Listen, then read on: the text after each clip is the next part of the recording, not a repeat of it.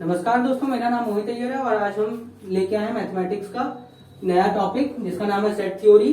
पिछले दो वीडियो से हमने ट्रिग्नोमेट्री का कॉन्सेप्ट सीखा, कुछ क्वेश्चन लगाने की कोशिश की है, उस पर प्रैक्टिस सेट जरूर आएंगे। आगे वीडियो में मैं उसको एकदम जो भी प्रीवियस ईयर के क्वेश्चन पूछे गए हैं उसको मैं अच्छे से सॉल्व करवाऊंगा। आज हम लोग फिलहाल इसमें सेट थ्योरी देखेंगे। आज के इस वीडियो लेक्चर में हम जानेंगे सेट थ्योरी के कुछ बेसिक कॉन्सेप्ट जो भी इसमें पूछे जाते हैं वो, और कुछ ऐसे क्वेश्चन जो एग्जाम में पूछे जाते हैं और आपको नहीं पता है कि वो सेट थ्योरी की मदद से हो सकते हैं। ये काफी अच्छा टॉपिक है, ठीक है। तो आइए देखते हैं कुछ बेसिक कॉन्सेप्ट सेट थ्योरी की। तो जैसे कहीं आपको लिखा होगा ए और बी, कोई भी ऐसा नाम दिया रहेगा, अभी हम स्टार्टिंग कर रहे हैं तो धीरे धीरे ए और बी मान के चलेंगे, फिर इसकी जगह हम कुछ और करेंगे। जैसे ए और बी है, ठीक है। अगर कहीं लिखा होगा सारे ए बी है, ठीक है, कहीं लिखा होगा सारे ए बी है, तो कैसा बनता है कि ये ए है, सारे ए बी है। इसका मतलब ये होता है कि ऑल ए आर बी, ठीक है। इसका मतलब ये है। दूसरा कहीं पे लिखा होगा सम ए आर बी, कुछ ए बी है, ठीक है। तो इसका कैसे बनेगा, ये ए है और ये बी, यानी कि ये जो कुछ है ये क्या है, कुछ ए जो है वो बी है, यानी कि ए का जो है वो कुछ पार्ट बी के कुछ पार्ट से बराबर है, ठीक। सम ए आर बी। अब कहीं अगर लिखा होगा आपका नो ए आर बी, यानी कि कोई भी ए बी नहीं है, तो इसको ऐसे दर्शाएंगे, ये ए हो गया और यहाँ पे बी बना देंगे और इन दोनों के बीच में काट देंगे, यानी कि कोई संबंध नहीं है। तो ये सारी चीजें इसकी बेसिक है, ठीक है। इस पे एक क्वेश्चन आता है, ठीक है, ये अलग टॉपिक है। अब कहीं पे अगर आपका लिखा होगा कि ऑल ए आर बी, तो आप ऐसे बना देंगे, ए अंदर और बी बाहर। कहीं लिखा होगा सम ए आर बी, तो लिखेंगे ए और बी बीच में ये, और लिखेंगे नो ए आर बी, तो ए और बी, ठीक है। तो आपसे संबंध क्रिएट करने के लिए पूछेगा। ये सेट थ्योरी का बेसिक क्वेश्चन है, ठीक है। अब देखिए क्या क्वेश्चन आता है, दो टाइप के क्वेश्चन आते हैं। ये वेन डायग्राम, इसको बोलते हैं वेन डायग्राम। आपको इसकी थ्योरी नहीं याद करनी है, आपको क्वेश्चन डायरेक्ट सॉल्व करनी है, ठीक है। तो ये एक बेसिक है, आप इसका स्क्रीनशॉट ले लीजिए और नोट कर लीजिए कॉपी में, ठीक है। इसके बाद जो आता है वो बहुत इंपॉर्टेंट टॉपिक है। उससे इस पे दो सेक्शन है, एक तो आपसे यूनियन का क्वेश्चन पूछता है, एक तो आपको इससे क्वेश्चन पूछता है। तो दोनों ही एक अलग अलग टॉपिक है। पहले पार्ट में हम नॉर्मल टॉपिक जो कि यूनियन और इंटरसेक्शन के कॉन्सेप्ट को समझेंगे। उसके बाद ये सेकंड लेक्चर जो होगा, जो दो वीडियो के बाद जो तीसरी वीडियो आएगी उसमें ये हम सीखेंगे दो वीडियो पे। उसके बाद हम प्रैक्टिस सेट लगाएंगे, जितने भी क्वेश्चन आते हैं, ठीक है। डिफरेंट तरीके से क्वेश्चन पूछा जाता है, सब इसी का पार्ट है। अब जैसे अगर आपको कहीं लिखा होगा ए यूनियन बी, कोई दो यूनियन है, यूनियन का मतलब होता है सारे ए और बी को बराबर करना, सारे का सारा।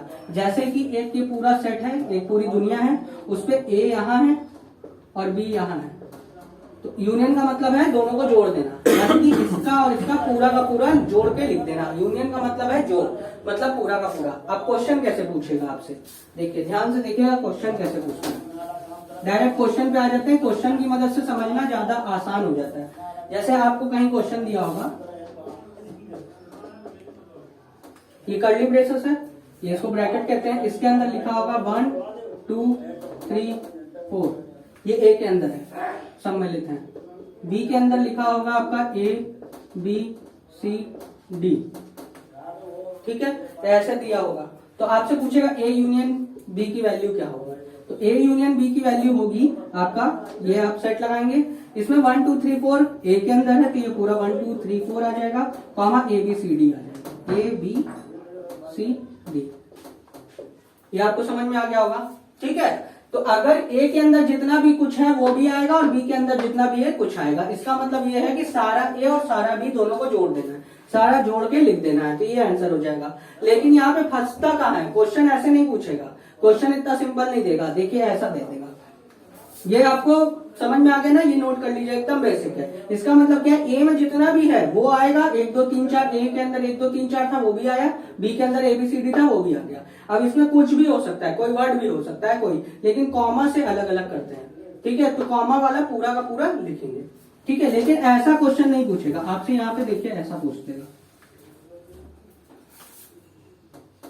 1 3 5 7, अब पूछेगा ए यूनियन बी लिखिए, ठीक है। अब देखिए यहां से ध्यान से आप देखना चाहिए, ए में क्या है, 1 2 3 4 है, वो लिखेंगे 1 2 3 4 लिख दिए।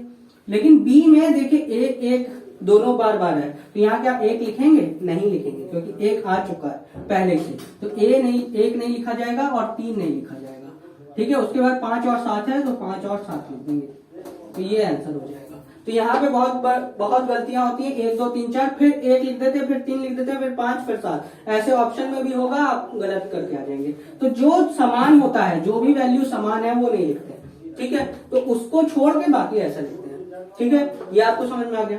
सेम क्वेश्चन, अब दूसरा कॉन्सेप्ट, क्वेश्चन नंबर 2।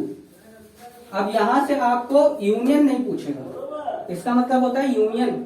अगर आपसे इंटरसेक्शन पूछा, इंटरसेक्शन, तो इसका मतलब क्या होता है? जैसे यहाँ पे लिखा है 1 2 3 4, और यहाँ पे लिखा है 1 3 5 7, वही सेम क्वेश्चन लिया है और आपसे पूछा ए इंटरसेक्शन बी निकालो, तो आप कैसे निकालेंगे?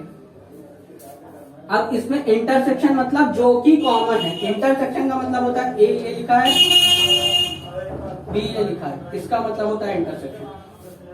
ए और बी का इंटरसेक्शन मतलब ये कि इन दोनों के बीच का कॉमन जो होगा बस वही लिखना है हमको। तो इन दोनों में कॉमन क्या है? देखिए इसमें 1 है तो इसमें भी 1 है, इसमें 2 है इसमें 2 नहीं है, नहीं लिखेंगे। 3 है तो 3 है तो लिख दिए।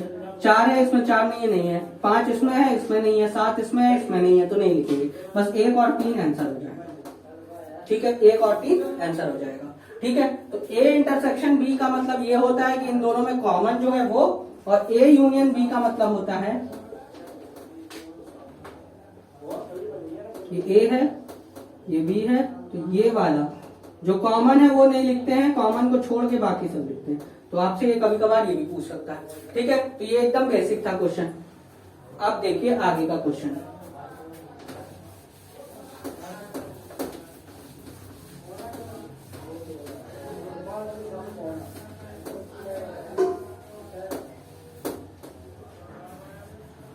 अब देखिए क्वेश्चन कैसे कुछ अब डिफरेंट क्वेश्चन आने लगे। ऐसा आता है कि आपको यहां लिखा होगा मैथ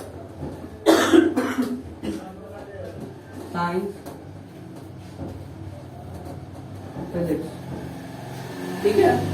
मैथ साइंस फिजिक्स, ठीक है, ऐसा लिखा होगा, ठीक है। अब बोलेगा इसका सोल्यूशन दे देगा, पहला ऑप्शन दे देगा, यहाँ पे लिख देगा m, यहाँ लिख देगा s, यहाँ लिख देगा p, तो यहाँ लिख देगा m,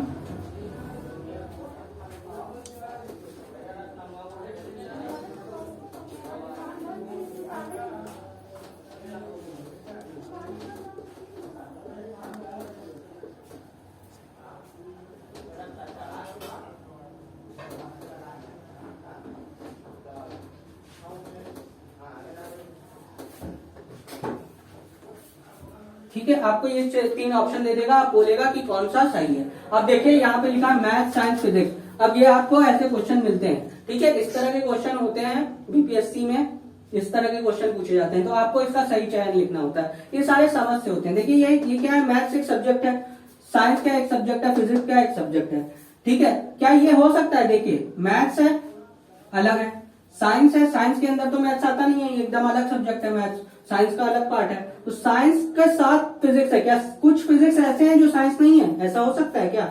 यहाँ इसका मतलब क्या हुआ, ये सारे जितने भी हैं, ये वाला जो पार्ट है बाहर का, ये ऐसे फिजिक्स हैं जो साइंस नहीं है, ऐसा हो नहीं सकता, ठीक है। तो ये नहीं होगा, आपका ये ऑप्शन तो नहीं होगा, क्योंकि सारा का सारा फिजिक्स क्या है, साइंस के अंदर है। दूसरा कह रहा है कुछ मैथ्स कुछ साइंस के बराबर है, कुछ फिजिक्स के बराबर है, लेकिन मैथ और साइंस का संबंध नहीं है। ऐसा तो ठीक है, लेकिन ये गलत है, क्योंकि इसमें भी ऐसा है कि यहाँ फिजिक्स है बाहर, वो क्या साइंस नहीं है? साइंस तो होगा, तो ये भी गलत है।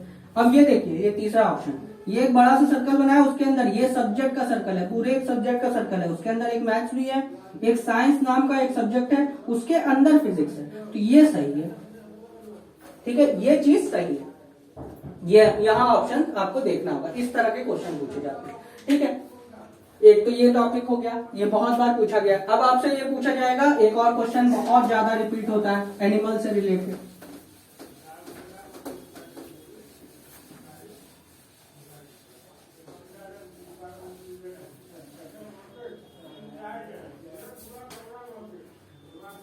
आपसे पूछेगा काऊ,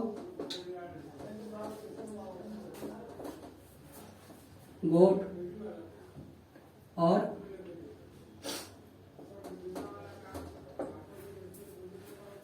आपसे ऐसे पूछ लेगा काऊ, गोट, चलिए यहाँ पे बफेलो ले लेते हैं, मतलब भैंस। ठीक है, गाय, बकरी और भैंस। ठीक है, अब इसको कैसे बनाएंगे? अब देखिए इधर पे कई सारा क्वेश्चन देख के सॉल्व होता है, 1 2 3 4 ऑप्शन रहते हैं। ठीक है, इसको देख के किया जाता है। कभी कभार पहले तो ध्यान से देखिए, ये ऐसा बना है काऊ, ऐसा एक डायग्राम बना दिया, एक डायग्राम बना दिया दूसरे वाले में बफेलो, ऐसा डायग्राम बना दिया, एक डायग्राम बना दिया आपका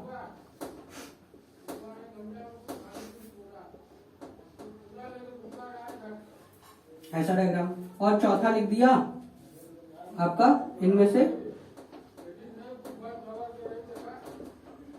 कोई नहीं। ठीक है, अब आपको संबंध देखना है। ठीक है, अब यहाँ देखिए, यहाँ पे बहुत ज्यादा लोग कंफ्यूज हो जाते हैं, इन सब क्वेश्चनों में बहुत ज्यादा कंफ्यूज हो जाते हैं लोग। क्या देखिए, पहला वाला आपको क्या लिखा है? काऊ है, गोट है, बफेलो है। ठीक है, गाय है, बकरी है और भैंस है। क्या ऐसा कोई संबंध बन सकता है क्या कि काऊ भी हो, कुछ काऊ गोट होते हैं? इसका मतलब क्या हो? कुछ काऊ गोट होते हैं, कुछ बफेलो काऊ और गोट होते हैं, कुछ गोट बफेलो और काऊ होते हैं। इसका मतलब क्या, यहाँ पे जो होंगे गोट, जो ये गोट के अंदर का पार्ट होगा वो काऊ होगा और ये वाला बफेलो होगा। ये वाला क्या मतलब कह रहा है? ये काऊ, ये वाला क्या है? बफेलो है, और ये वाला गोट है। ये वाला क्या कह रहा है? ये काऊ है, ये गोट है। यानी कि इसका मतलब ये कुछ भैंसा गाय होते हैं, कुछ भैंसे गोट होते हैं, कुछ काऊ क्या होते हैं? बकरी होती है, कुछ काऊ क्या बफेलो होती है, भैंस। ऐसा हो सकता है क्या? नहीं। क्या सारी कुछ गाय होती है ऐसी जो बकरियां होती है? नहीं होती है। तो ये ऑप्शन नहीं हो सकता इसका। ठीक है, ऐसा कोई संबंध नहीं बन सकता। ठीक है, इस तरह का संबंध, इस तरह का कुछ संबंध बन सकता है क्या?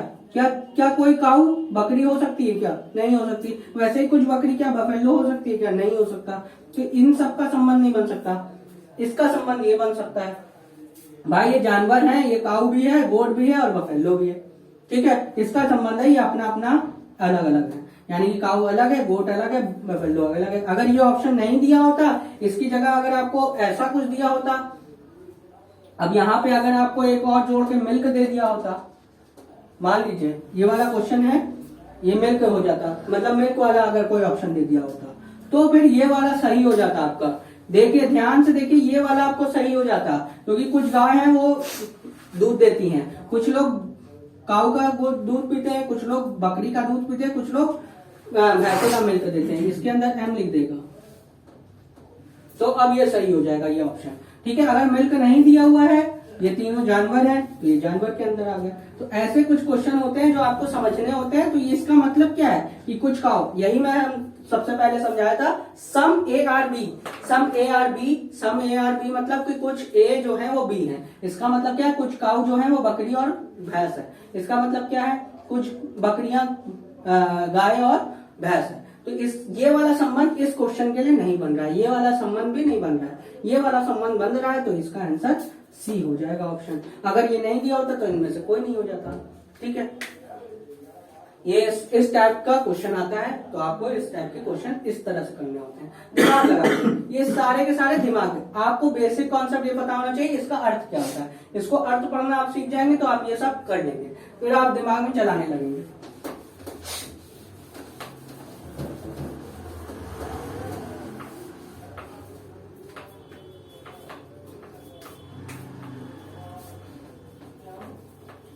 देखिए, अब एक और होता है यूनिवर्सल सेट। अब जो अगला कॉन्सेप्ट सिखा रहा हूं वो थोड़ा सा और है।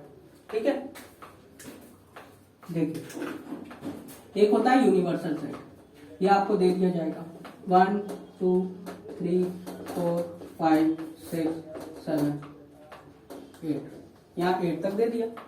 अब आपको अगर दे दिया a इक्वल टू 2 4 6 8, आपसे पूछा a डैश की वैल्यू बताइए। अब ये a डैश क्या होता है? ध्यान से देखिएगा, ये पूरा जो डिब्बा बनता है ये क्या है? u है। पूरा का पूरा यू है, उसके अंदर एक ए है। अगर ये ए है तो ये बचा हुआ जो पोर्शन है, जितना भी ये बचा हुआ है, ये क्या है, ए डैश, यानी कि इसका उल्टा। अब ये देखेंगे इस सब को इधर से डिलीट करना है और जो बचा कुछ है वो लिखना है। इसमें 1 है, 3 है, 5 है, 7 है, तो यहाँ 1 3 5 7 आंसर हो गया। ठीक है, इतना सिंपल है। क्या समझ में आया? पहले यूनिवर्सल दिया हुआ है पूरा का पूरा 1 से लेके 8 तक, 2 के अंदर 2 4 6 8 है। अगर आपसे ए डैश पूछा जाए तो क्या बोलेंगे आप? जो इसमें है वो इससे डिलीट कर देंगे, हटा देंगे, यानी कि 2 हटा देंगे, 4 हटा देंगे, 6 हटा देंगे, 8 हटा देंगे, जो बचा है बस वही लिख देंगे, तो ये ए डैश हो जाएगा। ठीक है, ये ए डैश हो गया।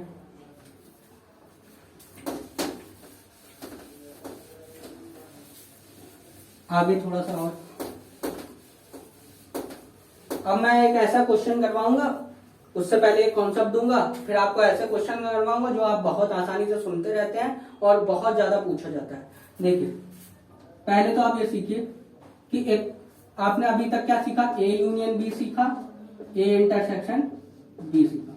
इसका मतलब क्या होता है? इस पे एक फॉर्मूला है, ठीक है, वो फॉर्मूला छोटा सा है। ए यूनियन बी का फॉर्मूला है, इसका फॉर्मूला क्या है? जितने भी एलिमेंट ए में है, number of element, n A का मतलब होता है नंबर ऑफ एलिमेंट, मैं अभी समझाऊंगा, plus number of element in B, यानी कि बी के अंदर जितनी भी संख्याएं दी हुई है उसकी संख्या, उसकी गिनती, माइनस ए इंटरसेक्शन बी, ये होता है। ठीक है, इसके केस में क्या हो जाएगा? इसी का उल्टा हो जाएगा, एन ए हो जाएगा प्लस एन बी हो जाएगा, और यहाँ पे इंटरसेक्शन था तो अब क्या आ जाएगा? यूनियन आ जाएगा। इसका मतलब क्या हुआ? इसका मतलब एन ए का मतलब क्या हुआ? इसका मतलब क्या हुआ ये समझिए। जैसे ए के अंदर आपको दिया हुआ है 1 2 3 4 5 6, एन ए की वैल्यू क्या होगी? तो ध्यान से देखिए, इसमें नंबर संख्याएं कितनी हैं? 1 2 3 4 5 6, 6 संख्याएं हैं, तो इसका आंसर क्या हो जाएगा? 6। सिंपल सा इसका आंसर है। अब इससे संख्याओं से कोई मतलब नहीं। यहां अगर ए बी सी डी होता, ए होता, यहाँ सी होता, यहाँ डी होता, तो भी इसका आंसर 6 ही होता। क्यों? 1 2 3 4 5 6, गिनती के 6। यहाँ एन का मतलब होता है नंबर ऑफ संख्या, इस ए के अंदर कितनी संख्याएं हैं वो कितनी है। ठीक है, तो ये वाला क्वेश्चन ऐसा आता है। आपसे क्या पूछेगा? आपसे क्वेश्चन में क्या पूछेगा? बोल देगा एन ए, ए के अंदर एलिमेंट की संख्या 8 है, क्वेश्चन है ये। ए की संख्या इतनी है, बी की संख्या है आपका 10 है, ठीक है, और ए यूनियन बी की वैल्यू 18 है, तो ए इंटरसेक्शन बी की वैल्यू निकालनी कितना होगा? तो डायरेक्ट ये फॉर्मूले में रख देंगे, डायरेक्ट इसकी वैल्यू निकालनी है, यहाँ इस वाले पे रखेंगे, तो एन कितना 8 है और ये 10 है, 18 हो गया, 18 माइनस 18 0, यानी कि इसके आंसर 0। तो 0 को आप दर्शाते कैसे हैं? ध्यान से देखिएगा, 0 को कैसे दर्शाते हैं? 0 को कभी भी आप 0 नहीं लिखेंगे, ऐसे 0 नहीं लिखेंगे, ये लिखेंगे 5। 5 का मतलब होता है 0, यहाँ पे 5 का मतलब 0। तो ये आप वीडियो के यहाँ तक जरूर देखिएगा। अगर आपको पसंद आ रहा है तो प्लीज लाइक करिए। यहाँ पे देखना जरूरी है, आधे में मत क्विट करिएगा, ये बहुत इंपॉर्टेंट है। 5 ये 0 को दर्शाता है, ठीक है, ये जो सिंबल है ये 0 को दर्शाता है, यानी कि कोई भी संख्या ऐसी नहीं है जो दोनों का अलग है, मतलब दोनों में अलग है। समझ में आया यहाँ तक? अब देखिए क्वेश्चन कैसे पूछता है। देखिए, अब आपने वो क्वेश्चन जो मैं अभी बताने वाला हूँ, वो क्वेश्चन आपने बहुत सुना होगा।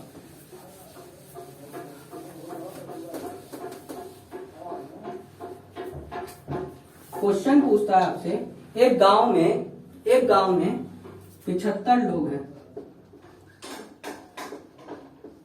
आप जरूर, अगर आपने एग्जाम दिया होगा तो ये क्वेश्चन आपने जरूर सुना होगा। 75 लोग हैं, जिसमें से 37 लोग चाय पीते हैं, ठीक है, 37 लोग चाय पीते हैं, 10 लोग कॉफी पीते हैं, 10 लोग कॉफी पीते हैं। टोटल कितने? 75 लोग हैं, जिसमें 37 लोग चाय पीते हैं, 10 लोग कॉफी पीते हैं। अब बताइए, अब आप ये बताइए कितने लोग हैं जो दोनों पीते हैं? कितने लोग चाय एवं कॉफी दोनों पीते हैं। ठीक है, कितने लोग ऐसे हैं चाय, ये क्वेश्चन आपने जरूर देखा होगा, ये क्वेश्चन आपने जरूर, टोटल एक गांव है उसमें 75 लोग हैं जिसमें 37 लोग चाय पीते हैं, 10 लोग कॉफी पीते हैं। कितने लोग ऐसे हैं जो चाय और कॉफी दोनों पीते हैं? ठीक है, चाय और कॉफी दोनों पीते हैं। ठीक है, हमें ये लिखना है। टोटल कितना है? 75, यानी कि टोटल का मतलब होता है ए यूनियन बी। आपको पता है टोटल का मतलब मैंने आपको क्या बताया? ए यूनियन, यानी कि जितने भी हैं वो सब है। तो टोटल कितने हैं? 75। इसका मतलब चाय क्या है? एन ए है, ए मान लेते हैं हम चाय को, तो चाय पीने वाले कितने हैं? 37 लोग हैं। एन बी यानी कि कॉफी पीने वाले कितने हैं? 10 है। आपसे पूछ रहा है कि दोनों कौन पीता है, यानी कि इंटरसेक्शन। इंटरसेक्शन मतलब ये चाय है, ये कॉफी है, CO, ये कौन है जो दोनों पीते हैं, जो चाय भी पीते हैं कॉफी भी पीते हैं। इसका मतलब क्या हुआ? ये बीच वाले को ये कहता है। अब इसका फॉर्मूला क्या है? इन दोनों को प्लस करेंगे माइनस करेंगे, यानी कि 37 और 10 कितना हो गया? ये 37 और 10 47 और माइनस 75, 75 माइनस 47 कर देंगे, आंसर आ जाएगा। इन दोनों को प्लस करके इससे माइनस कर देंगे, आंसर आ जाएगा। तो आप ये लगा लेंगे, 47 इसमें माइनस कर देंगे, 5 से गया 15, 15 में से 7 गया 8 बचा, इधर पे बचा 6, 6 में से 4 गया 2 बचा, 28 लोग ऐसे हैं जो दोनों पीते हैं। बस सिंपल सा आंसर है। आपको अगर वो फॉर्मूला याद है तो उसको याद नहीं करना है, बस ये क्या करना है? इन दोनों को प्लस करना है, इससे माइनस कर देना। ठीक है, कभी कभार ऐसा हो जाता है आंकड़ा बड़ा हो जाता है, यहाँ पे दे देगा मान लीजिए 39, यहाँ पे दे देगा 51 लोग हैं जो कॉफी पीते हैं। अब पूछेगा दोनों में से क्या है? कोई दिक्कत नहीं है, इन दोनों को प्लस करेंगे तो ये कितना हो जाएगा? ये 9 इसको चला गया तो 60, 60 3 90, 90 में 75 में 90 माइनस कर देंगे, 15 आ जाएगा। सिंपल सा, 90 ऊपर लिखेंगे और 75, कभी भी माइनस में संख्या नहीं आती है। तो बस ये याद रखिएगा, कंफ्यूजन करने के लिए आपको आंकड़ा बड़ा कर देगा। ठीक है, आंकड़ा बड़ा भी कर सकता है, आंकड़ा छोटा भी कर सकता है, जो भी आएगा वो माइनस में कभी भी नहीं आंसर आएगा।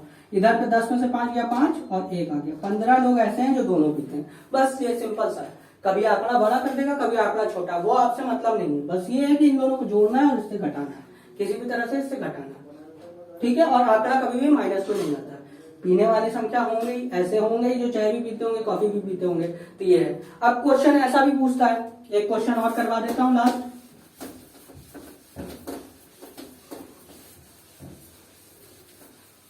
अब ये क्वेश्चन बहुत घुमा फिरा के देता है, बहुत ज्यादा बड़ा बड़ा देता है, 5-6 पन्नों मतलब 5-6 लाइन का एक क्वेश्चन देता है। कहता है कि एक जनसंख्या के अनुसार, ऐसे बोलता है, एक जनगणना के अनुसार, कुछ प्लेयरों का जनगणना के अनुसार, ठीक है, कुल 108 लोगों में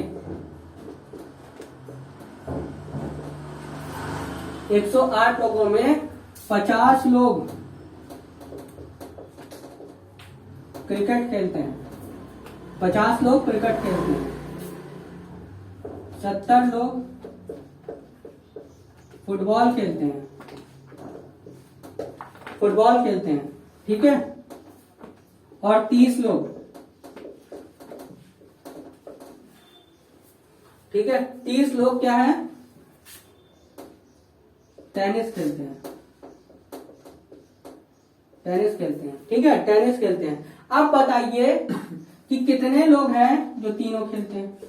कितने लोग तीनों खेलते हैं? तीनों खेलते हैं। और एक और शर्त दे देगा आखिरी में, तीनों खेलते हैं।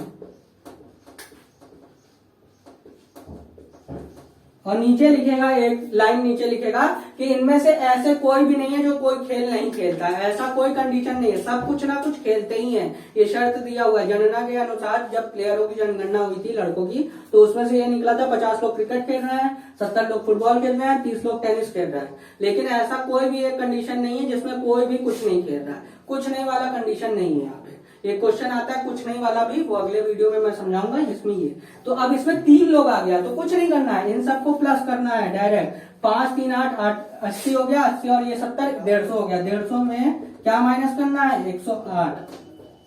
बस सिंपल ट्रिक है, इन तीनों को प्लस करना है, इससे माइनस करना है, यही करना है। अब 3 आ जाए, चाहे 4 आ जाए, चाहे 5 आ जाए, कुछ भी आ जाए। यहाँ 10 आ गया, 2 बचा, यहाँ 1 या 4 कट गया। 42 लोग ऐसे हैं जो तीनों खेलते हैं। बस ये से डायरेक्ट आंसर हो गया। ऐसे क्वेश्चन खूब पूछे जाते हैं, लेकिन वेन डायग्राम की मदद से बहुत आसान तरीके से सॉल्व हो जाएगा। नहीं तो आप मैथ्स के इक्वेशन बना के सॉल्व करने लगेंगे ना इसको, कि इसको x मान लेंगे, इसको y, इसको z मान लेंगे और फिर लिख के इन तीनों को टोटल करके फिर ये करेंगे तो बहुत टाइम लगेगा। ये उससे भी हो जाएगा सॉल्व, लेकिन आपका समय खा जाएगा। इससे देखिए कितनी जल्दी आ गया, 42, तुरंत आंसर आ गया। तो अगले वीडियो में मिलते हैं, आपको हम और समझाएंगे, इस पे और क्वेश्चन लेके आएंगे और आपको एकदम पेपर का प्रूफ लेके आएंगे, उसमें जितने क्वेश्चन पूछे गए हैं वो सब लेके आएंगे। छाट के हम लोग ने मेहनत किया है, तो जितने भी पेपर हम लोग ने दिए हैं उन सब से क्वेश्चन छाटेंगे सेट थ्योरी के, उन सब से क्वेश्चन छाटेंगे ट्रिग्नोमेट्री के। तो आपको दोनों वीडियो मिल जाएगी। तो अभी नीचे जाके इसी चैनल में आप देख लीजिए, ट्रिग्नोमेट्री के दोनों चैप्टर है, प्लस हिस्ट्री की क्लासेस चली रही हैं, वो आपको बहुत अच्छी है। पॉलिटी का प्लेलिस्ट बना हुआ है, उसका इंग्लिश आप पढ़ना चाहते हैं तो इंग्लिश का प्लेलिस्ट बना हुआ है, ज्योग्राफी का अलग प्लेलिस्ट बना हुआ है और हर एक सब्जेक्ट का अलग अलग प्लेलिस्ट बना हुआ है। मैथ्स को आपको जीरो से सीखना है तो उसके लिए भी एक अलग प्लेलिस्ट है। ये रहा कंपटीशन लेवल का, तो ये कंपटीशन लेवल जो देखना चाहते हैं उनके लिए ये वीडियो है। इसमें एकदम शॉर्ट ट्रिक से आपकी मदद से सिखाएंगे। इसमें कुछ रटवाया नहीं है मैंने, इसमें मैंने आपको डायरेक्ट सिखाया कि इन तीनों को प्लस करना है और इससे माइनस करना है। समझाने के लिए मैंने समझा दिया ताकि आपके दिमाग में बना रहे क्या होता है, लेकिन आपको करना इसी तरीके से, एकदम शॉर्ट तरीके से, तुरंत आंसर आ गया। ऑप्शन देखेंगे, टिक लगाएंगे। ठीक है, नेक्स्ट वीडियो में मैं इसको थोड़ा एडवांस लेके चलूंगा और कुछ क्वेश्चन सॉल्व करवाऊंगा। एक और वेन डायग्राम से कुछ क्वेश्चन आते हैं, वो ट्रिग्नोमेट्री से रिलेटेड कुछ क्वेश्चन की वीडियो आगे बरकरार रही है। तब तक के लिए धन्यवाद।